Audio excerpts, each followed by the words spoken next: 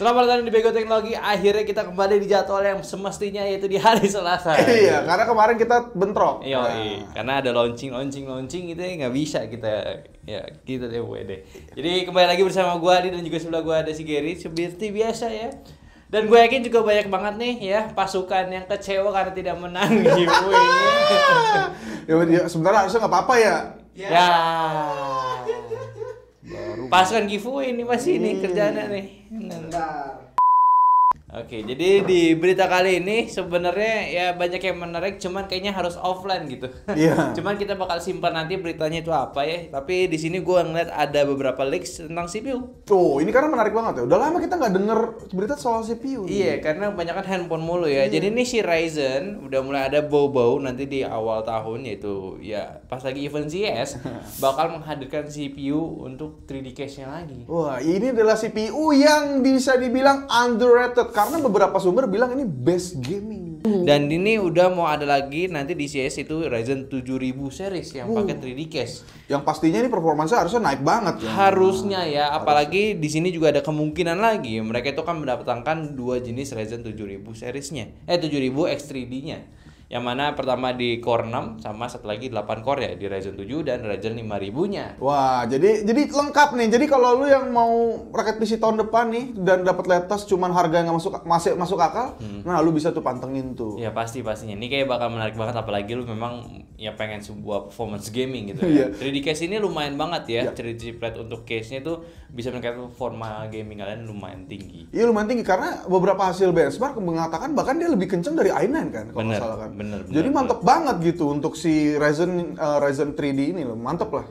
Tapi ini kita bergeser dulu nih ke ya biasalah pasar-pasar handphone ya. Kalian kan demennya handphone gitu ya. Tapi kali ini bukan Xiaomi nih, sayang banget gitu ya.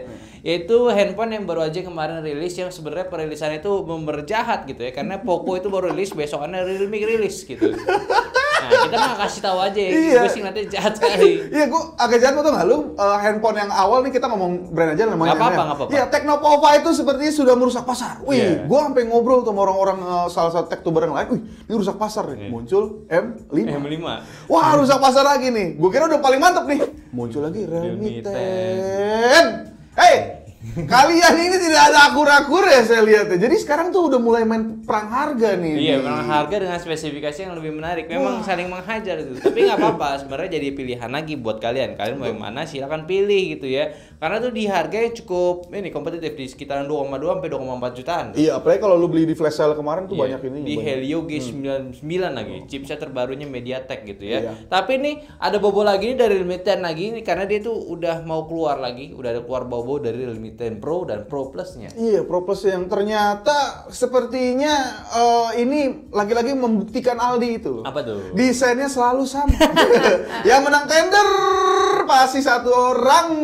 Walaupun bagus desainnya. Iya, cuman emang kayaknya nih desainnya sekarang tuh kan nih tadi yang mid range-nya itu bakalan keluar dengan dua lensa. Yang agak flagship sedikit kayak di curve-in gitu ya. Oh, jadi gue sih ngeliatnya sih kayak ini, kayak Zero Ultra sebenarnya. Bener, iya, jadinya kayak Zero Ultra. Ya, dan kali ini si Realme 10 Pro Plus-nya ini bakal menghadirkan chipset terbaru Dimensity juga ya. Oh iya. Yaitu Dimensity 1080. Iya, ini ada Dimensity yang baru muncul dari bulan-bulan kemarin yang katanya bisa support ke 200 megapiksel kamera gitu. ya. Ini menarik banget dan memang kita sebelumnya udah kita bahas juga ya di pembahasan Bego Teknologi sebelumnya. Jadi ini gue menunggukan banget nih gimana Realme 10 Pro Plus ini hadir di sini. Hadir atau tidak gitu. Iya ya. Ya apakah dia hadir cuma di sono doang atau di sini? Tapi sih harusnya hadir di sini sih. Harusnya karena Realme di Indonesia menurut gue pasarnya agak kenceng banget gitu. Iya, cuman yang gua tunggu ini karena ada leak-nya juga ya, yaitu di seri bawahannya sedikit yaitu Realme 10 Pro-nya itu. Aneh. Ini masih leak berita leak aja ya, yaitu si Realme 10 Pro-nya ini hadir dengan chipset yang nggak jelas gitu. Chipset yang udah lama yaitu Snapdragon 695 5G. Iya, ini kalau lu cek ini tuh keluarnya sekitar 2021. Wah, jadi agak-agak kenapa Mas Realme, Bu Realme gitu ya harus memberikan yang jelas-jelas ini adalah decoy. Iya. Ini decoy jelas, Bro. Jangan bener. Jangan beli.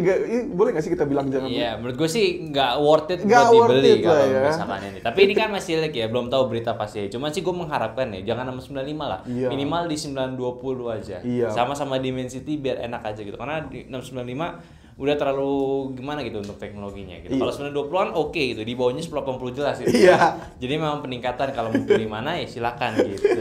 Dan sekalian lah ini karena lagi-lagi ngomongin desain yang sama juga. Renault 9 sudah mulai terlihat batang hidungnya. Emang 9? Oh iya 9. Iya bener. Waduh. Tadi gue ngomong gitu. Baru flash banget. Renault 9 sudah mulai terlihat batang hidungnya gitu. Tapi dengan trik yang menurut kita agak sama gitu ya. Karena Renault 9 itu pakai 695 kalau salah kan? Ya, kalau nggak salah deh, kalau yang Renault 9-nya ya. Renault 9-nya doang gitu. Beda jauh sama yang Pro-nya. Aduh. Tapi ini menarik, itu di Renault 9 yang paling bawah gitu kan, wajar. Kayak Renault 8 kan decoy juga menurut gua gitu. Decoy menurut kita decoy. Nah, ini Renault 9 juga sama. Tapi ini Renault 9 Pro Plus-nya ini nih keren banget gitu itu ya. Mantep banget itu gila. Ini menarik banget. Yang Pro Plus itu tuh kabarnya, ini kabarnya masih leak ya. Itu dia tuh menggunakan Snapdragon 8 Plus Gen 1. Jadi kenceng, ganteng, ada di semua di Renault 9 Plus gitu. Jadi mantep banget ini bro. Ini bakal menarik juga. Tapi ya kalian tau lah, Renault itu ya pasarnya udah upper lah ya, nggak cuman mid range lagi ya. Tapi kalau misalkan Oppo bisa berhasil membawanya dengan sangat baik sih, menurut gue ini bakal jadi handphone yang menarik juga cuy. Iya, ini daripada menarik lu beli Find X gitu kan mahal gitu, mending yang flagship tapi ya masih ya apa sih namanya masih masuk akal lah, masih masuk akal. Benar. Gitu ya. Jadi ya untuk kalian nih tahun depan nih kayaknya tahun depan akan sangat seru nih. Ya benar. Ya kan? Jadi coba untuk simpan uangnya. Jadi uang tahun baru, bonus-bonus tahun baru coba disimpan, siapa tahu tahun depan lu bisa ganti device lebih bagus. Iya, gitu. amin guys gitu ya. Tapi nih sebelum lu siapin uang-uangnya, lu mesti kasih tahu dulu. Mesti kita kasih tahu ya. Kalau si MediaTek ini baru aja launching flagship CPU-nya, cuy. Luar biasa Mas Ali. Sih si paling bridging. Ya gitu ya, karena ternyata MediaTek itu juga nggak mau ketinggalan untuk update gitu ya. Yeah. Dia juga sudah mulai mengeluarkan 9200 yang kabarnya punya Antutu 1,2 juta. Wah, ini nih mantep banget. Iya, dia ngalahin 8 Plus Gen 1 lah, 1,1 kalau salah dia. Dan ini pun juga menarik ya, nggak cuma dari performance raw-nya aja itu kencang. Ada Tokopedia gitu ya. Ya, siapa tahu nih ini iklan tanda gitu. Dan gue lanjutin ya untuk si MediaTek Dimensity 9200 ini mungkin ada kabar menariknya itu di teknologinya ya. Iya. Ini menarik banget. Pertama dari LPDDR itu udah meningkat lagi performancenya dari LPDDR5X yang batasannya itu di 8500-an Mbps tuh kenceng banget. Terus juga storage-nya juga upgrade pakai UFS 4 ya. Iya. Ini yang biasanya 3,2 ini jadi 4. Ditambah apa tadi? Ditambah pakai MCQ ya. MCQ. Pakai MCQ juga nih buat performance storage-nya bakal gila banget dan juga ya pastinya arsitektur baru untuk si MediaTek tersendiri. Iya, jadi dia pakai arsitektur baru ya, kalau nggak salah yang paling di highlight itu X3 gitu. Dia tuh punya upgrade dari X2 tuh sekitar 20%-an. Jadi maksud gue itu udah dipastikan kenceng banget. Dan tentunya lebih efisien. Oh iya, efisien juga. Dia dan sekarang tuh HP enaknya gini di. Gue tuh nggak ngelihat lagi tuh cuma ngomongin performa, Antutu. Jadi dia udah mulai ngeliatin tuh efisiensinya. Iya, gitu. benar karena ini memang kan itu udah jadi permasalahan yang udah kalian tahu lah ya. Itu kalau udah flagship pasti kenceng dan pasti bakal panas gitu. Nah, itu dia sekarang ini efisiensinya ditekankan gimana sebuah SoC ini kenceng tapi tetap ya di kondisi yang bagus gitu. Iya, dan dibuktikan sama mereka yang UFS 4 tadi gitu. Itu kalau nggak salah dia performance-nya naik kali 2, cuman di untuk powernya dia bisa less 40% dari yang 3.1 GG banget. Benar ini menarik banget. Di sini juga ada ya beberapa summary-nya si Dimensity 9200. Ini banyak banget dan ini tuh menarik ya. Mereka tuh cukup pede ya, ada word first gitu ya. Yang mana ini menjadi salah satu ancaman untuk acara yang dihadirkan hari ini, harusnya pas video ini tayang. Wow, acara yang kita tidak diajak. Why? Kita tidak diajak. Nggak apa-apa, Gen. Aduh. Nggak apa-apa. Bari, boleh lah kok kasih lihat kok. Views kita di 8 Plus Gen 1 oleh ROG kasih kok. Nah, gitu. Jadi tolonglah nih untuk Snapdragon gitu ya. Kita bisa pastikan akan membuat konten yang berbeda. Ini jual diri nih. Kita lagi jual diri nih. Karena kita pengen ke Hawaii. Bosan saya di Cakung, hari-hari Cakung, Jakarta Timur macet. Ya jadi ini salah satu ancaman ya gimana si Snapdragon ini nih Snapdragon ini harus punya performa ataupun manuver terbaiknya di peluncuran kali ini. Oh, bener banget. Karena MediaTek udah bagus ya. Snapdragon ini gimana nih ya? Kalau misalnya jelek otomatis Giri bakal marah-marah di video gitu. Tapi benar, ini gara-gara lu singgung soal bagus ya dia.